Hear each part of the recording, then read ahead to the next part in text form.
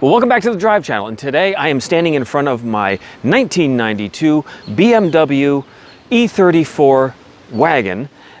This is the 525i wagon, and what I wanted to do today is go over some of the Easter eggs that are in this car. If you bought the touring version of the E34 5 Series back in the 90s, there were a lot of weird things that you would get. So the first thing that you'll notice on the car, starting at the top, is the sunroof. And it has a very unusual dual panel sunroof, which even to this day, no one else makes. As I mentioned in my introductory video for this car, it never really caught on. And I would love to show you how this one works, but I can't because it doesn't work on my car. The way that the car is made, the motor doesn't burn out, and there's really nothing wrong with the panels themselves. But what happens is the tracks which the panels ride on, the grease over time turns into plastic. It goes from a viscous liquid into a solid, and I think that's what's happened to this. So I would have to take apart the entire mechanism, completely clean it up, re-grease it with lithium grease, and then restart all over again, and which is something I probably will do, but I'm not going to do anytime soon. So the second thing is that the word touring doesn't actually appear on the car anywhere. So if you look at the badge on the back, it says 525i. That's it. You just kind of have to know that it's a touring, but it is officially a touring. That's what it says in the manual, in the owner's manual. That's what it's colloquially and otherwise known as. But nowhere on the car does it say touring, and it never did. In the first video, I actually talked about the dual stage opening of the back, which in this car sometimes takes a while. So that's actually a really nice feature. I wouldn't call that a quirk. But one thing that is a great Easter egg that this car has, I'm going to show you right now. Assuming that you don't have a dog that's too rambunctious,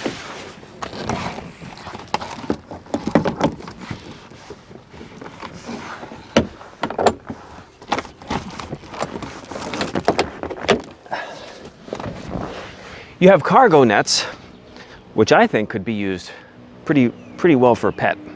As long as you don't have a rambunctious German Shepherd, you should probably be in good shape. It's really hard to tell from this, but those are actually very robust, those nets. The next Easter egg for this car is actually in the passenger side seat in the front.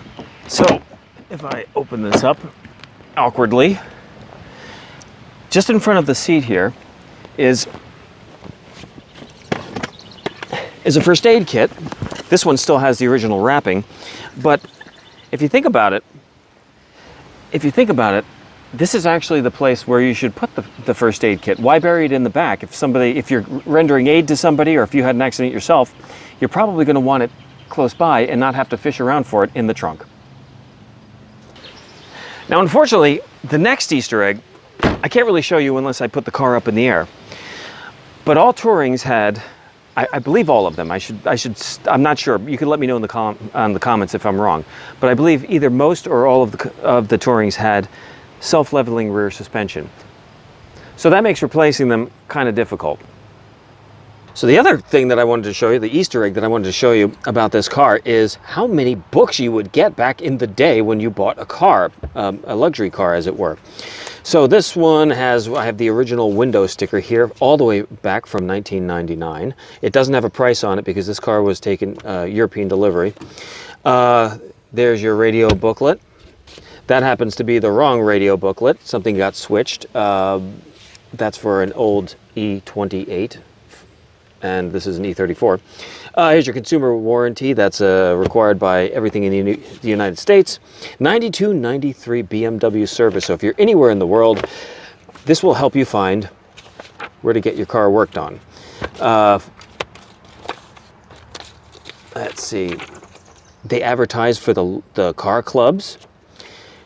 The sunroof was so complicated that they actually have special cards, so you could kind of learn your sunroof at a glance.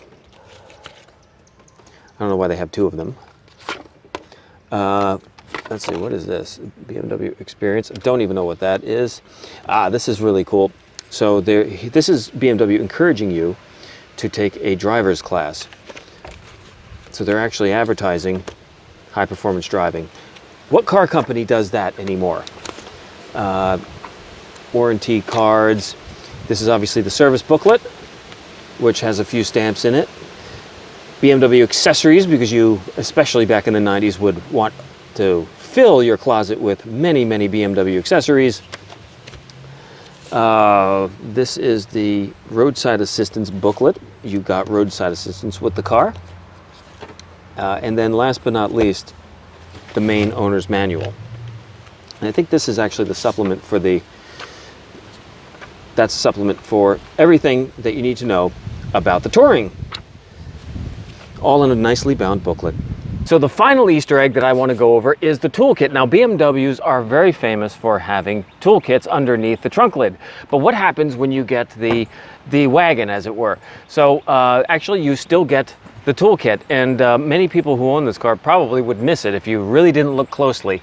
But just like in the sedan cars, there's a little thing that drops down, and you have the full toolkit.